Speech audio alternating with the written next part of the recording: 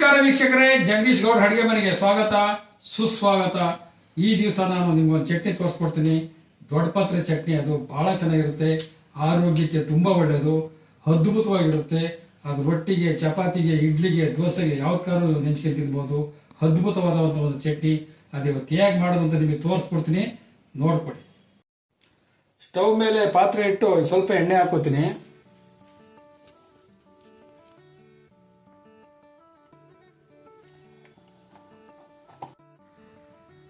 ಒಂದು 5 ಮೆಣಸಿಕಾಯಿ ಹಾಕೊಂಡು ಚೆನ್ನಾಗಿ ಫ್ರೈ ಮಾಡ್ಕೋಬೇಕು. ಮೇನ್ ಮೆಣಸಿಕಾಯಿ ಫ್ರೈ ಆಗಬೇಕು.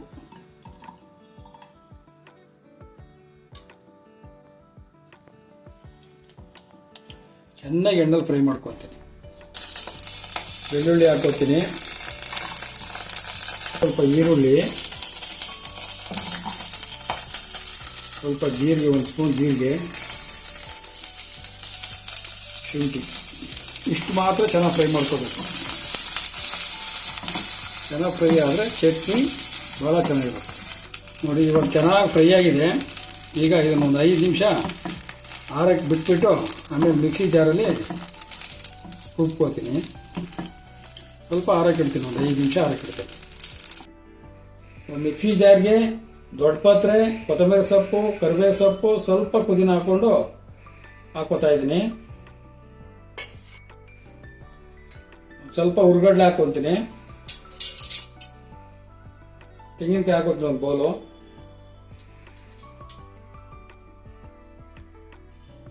ಸ್ವಲ್ಪ ಹುಣಸೆಹಣ್ಣು ಹಾಕೋತೀನಿ ಹುಳಿಗೆ. 2 ಏಲಕ್ಕಿ, ರುಚಿಗೆ ತಕ್ಕಷ್ಟು ಉಪ್ಪು, ಮೆಣಸಿನ್ಕಾಯಿ, ಈರುಳ್ಳಿ, ಬೆಳ್ಳುಳ್ಳಿ ಎಲ್ಲ ಹಾಕೋತಾ ಇದ್ದೀನಿ. ನೀರು ಹಾಕೊಂಡು ತೀರ ನೈಸ ರುಬ್ಕೋಬಾರ್ದು, ಸ್ವಲ್ಪ ತೆರಿತೆರೆಯಾಗಿರ್ಬೇಕು. ದಪ್ಪರೇವ ಥರ, ಬನ್ಸಿರೇವ ಥರ ಇದ್ರೆ ಚಟ್ನಿ ಭಾಳ ಚೆನ್ನಾಗಿರುತ್ತೆ.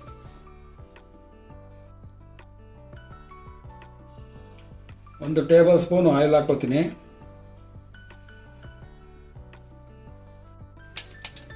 ಒಂದು ಅರ್ಧ ಟೀ ಸ್ಪೂನು ಸಾಸಿವೆ ಹಾಕೋತೀನಿ. ಸಾಸಿವೆ ಹಿಡಿದ ಮೇಲೆ ಉದ್ದಿನಬೇಳೆ ಹಾಕೋತೀನಿ.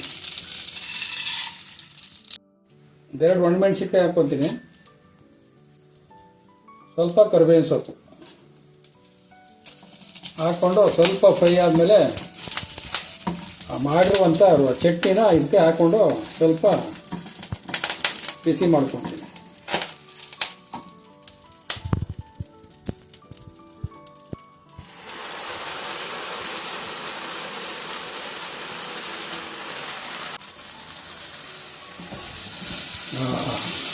ನೋಡಿ, ಘಮ ನೋಡಿ ಎಷ್ಟು ಚೆನ್ನಾಗಿ ಬರ್ತಾ ಇದೆ. ಆ ದೊಡ್ಡ ಪತ್ರ ಸ್ಮೆಲ್ಲು ಮೂಗಿಗೆ ಹೊಡಿತಾ ಇದೆ. ಅಷ್ಟು ಚೆನ್ನಾಗಿರುತ್ತೆ ಚಟ್ನಿ. ಇದು ಆರೋಗ್ಯಕ್ಕೆ ಭಾರಿ ಒಳ್ಳೆಯದು. ನೋಡಿ, ದೊಡ್ಡ ಪತ್ರ ಚಟ್ನಿ ರೆಡಿಯಾಗಿದೆ. ಈಗ ಒಂದು ಬೌಲ್ಗೆ ಇದನ್ನು ಸರ್ವ್ ಮಾಡಿಕೊಂಡು ನೀವು ಚಪಾತಿ, ರೊಟ್ಟಿ, ದೋಸೆ, ಇಡ್ಲಿ, ಯಾವುದಕ್ಕೆ ಬೇಕಾದ್ರೂ, ಅನ್ನ, ಯಾವುದಕ್ಕೆ ಬೇಕಾದ್ರೂ ತಿನ್ನುವಂಥ ಒಂದು ಚಟ್ನಿ. ಭಾಳ ಚೆನ್ನಾಗಿರುತ್ತೆ, ಅದ್ಭುತವಾಗಿರುತ್ತೆ. ನೀವು ಇದೇ ರೀತಿ ನಾನು ಯಾವ ರೀತಿ ತೋರಿಸ್ತೆ ಅದೇ ರೀತಿ ಮನೇಲಿ ಮಾಡ್ಕೊಳ್ಳಿ, ತಿಂದ್ಕೊಳ್ಳಿ.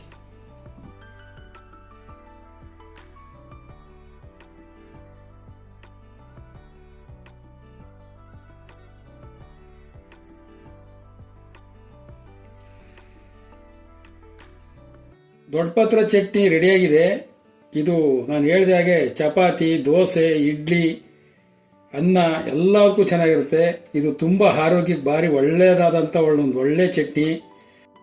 ಎಲ್ಲರೂ ಲೈಕ್ ಮಾಡಿ, ಶೇರ್ ಮಾಡಿ, ಹಾಗೂ ಸಪೋರ್ಟ್ ಮಾಡಿ ಮತ್ತು ಸಬ್ಸ್ಕ್ರೈಬ್ ಮಾಡಿ. ನೆಕ್ಸ್ಟ್ ವಿಡಿಯೋದಲ್ಲಿ ಹೊಸ ರೆಸಿಪಿಯಿಂದ ಸಿಗೋಣ. ಎಲ್ಲರಿಗೂ ನಮಸ್ಕಾರ.